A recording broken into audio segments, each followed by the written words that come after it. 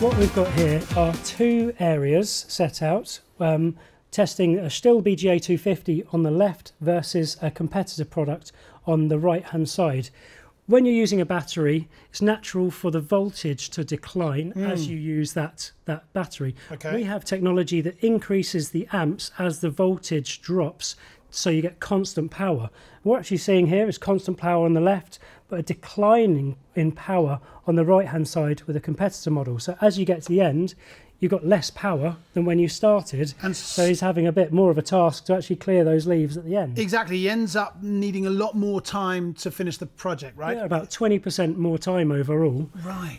To do exactly the same task with blowers that both started with the same power. So you don't want that decline in power. With all Stihl batteries, in the AP system, we have this smart technology that increases those amps as the voltage drops, so you get constant power. So in that comparison video that we just saw, 20% faster. I mean, if you work that out in hours, if it's a 5-hour job, you're getting it done in 4 hours. I mean, that's significant difference, isn't it? Yeah, it could be a significant difference.